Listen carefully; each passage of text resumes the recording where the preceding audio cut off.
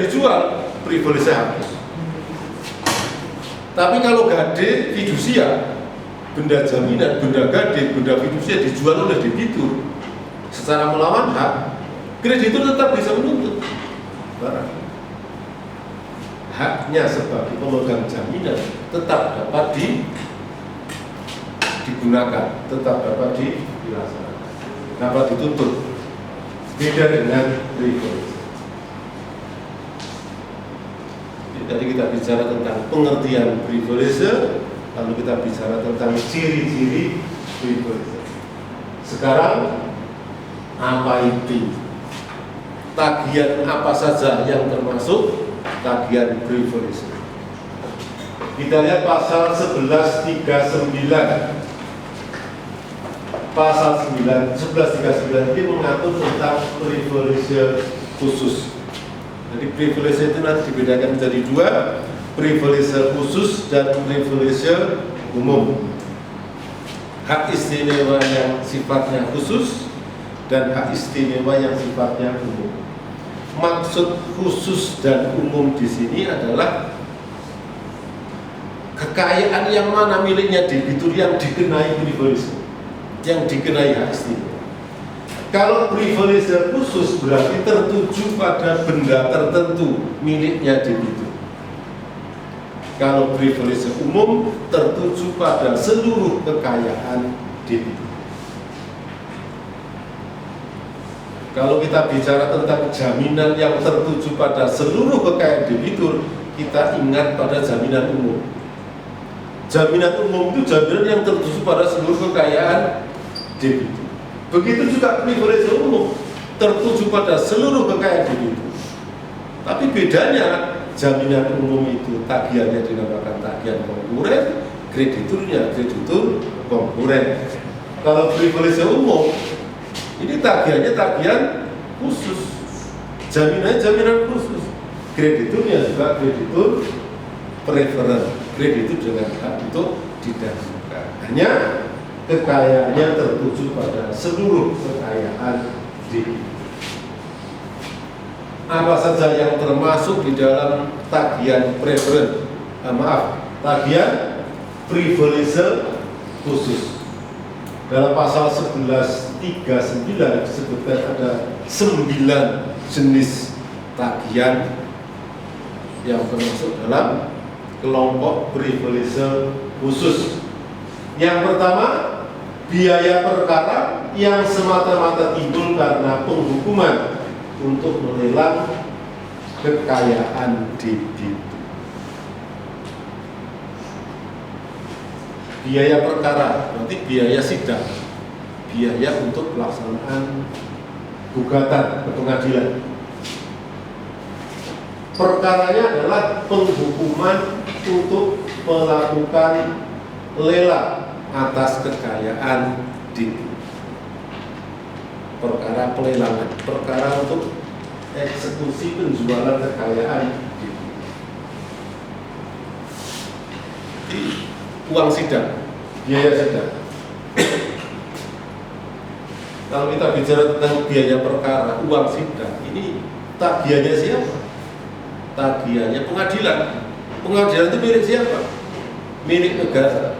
Jadi tagihan biaya perkara termasuk dalam pengertian tagihan negara. Negara adalah badan publik. Jika secara umum tagihan publik, tagihan badan publik didahulukan dibandingkan tagihan-tagihan privat, tagihan-tagihan individu. Tagihan atas biaya perkara dikatakan tagihan semacam ini diambil lebih dulu dari uang hasil eksekusi di atas tagihan preferen yang lain, bahkan dari gade dan hipotek. Tagihan preferen itu di atas tagihan konkuren. Tapi di antara tagihan preferen ini nanti juga ada tingkatan-tingkatannya. Secara umum, tagihan hak istimewa atau privilege berada di bawah gade hipotek. kedudukannya di bawah Gadin dan hipotek. Tetapi ada privilege tertentu yang kedudukannya di atas Gadin dan hipotek. Yaitu contohnya yang disebutkan dalam angka 1 pasal 1139.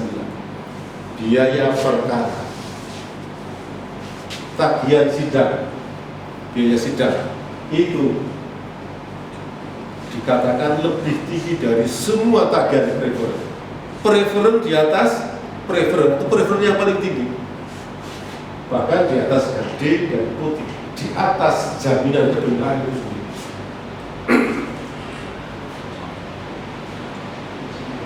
Nomor 2, uang sewa atas benda-benda tak bergerak. Penyewaan atas benda-benda tak bergerak. Contohnya, penyewaan tanah, penyewaan rumah.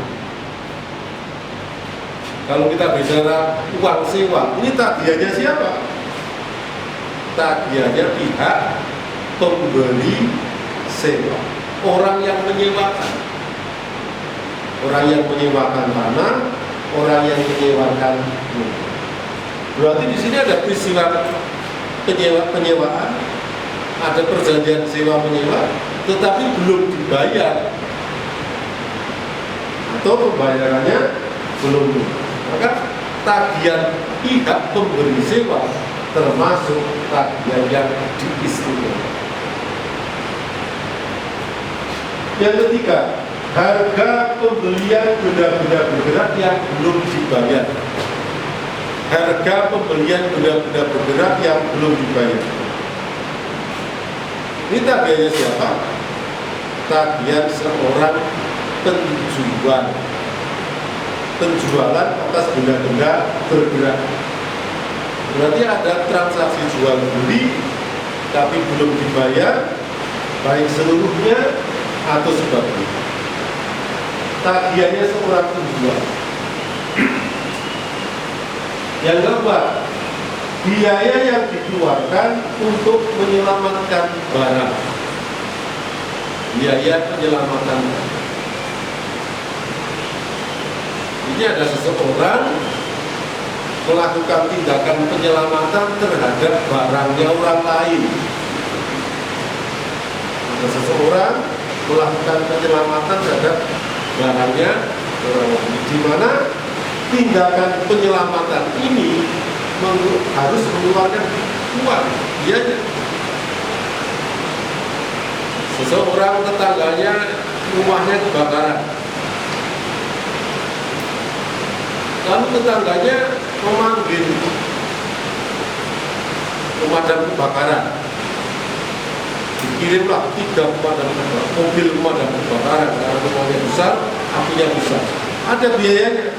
Siapa yang harus nanggung? Ya, pemilik rumah. Jadi tetangganya memanggil pemadam kebakaran, membayari biaya untuk pemadaman itu, maka apa yang telah dikeluarkan oleh orang tadi harus diganti oleh pemilik. Nah, tagihan seorang yang telah menyelamatkan barangnya orang lain merupakan tagihan yang diistimewakan. Krediturnya lebih tinggi dibandingkan kreditur. Tagihan-tagihan itu tagihan yang kedudukannya lebih tinggi dibandingkan tagihan kreditur. Yang kelima, upah tukang atas benda-benda bergerak. Upah tukang atas benda-benda bergerak. Contohnya apa? Upah tukang reparasi, reparasi mobil, reparasi motor, reparasi mesin cuci, dan tukang reparasi benda-benda bergerak. Ini didahulukan, walaupun tidak diperjanjikan, tetapi undang-undang memberikan sifat sebagai tagihan istimewa di atas tagihan-tagihan pada umum. Upah nomor 6, tagihan pemilik rumah penginapan. Tagihan pemilik rumah penginapan. Tadi krediturnya siapa? Pemilik rumah penginapan. Rumah penginapan itu apa? Bisa hotel, bisa villa dan apa ada tagihannya belum dibayar, orang masuk hotel apa boleh bayarnya nanti. Pada umumnya bayar dulu baru boleh menempati. Tapi ini bisa terjadi sudah menempati tapi belum bayar. Tagihan pemilik rumah mengingatkan bila termasuk tagihan yang diistimewakan.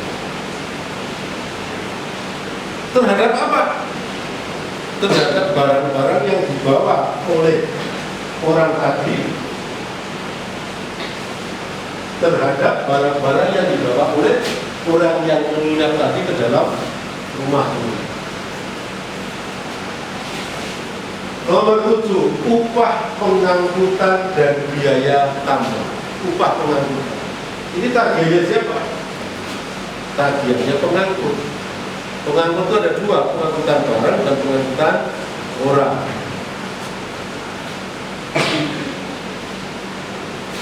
Mau kirim barang, kirim kayu, kirim batu, kirim pasir, sudah dikirim belum? Tagihan-tagihan seperti ini.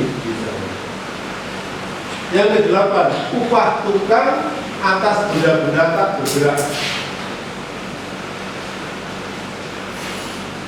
Diklik down sector. Upah tukang atas benda-benda tak bergerak. Contohnya tukang kayu, tukang batu. Terus tadi nutup ya, cuma itu yang warna ini.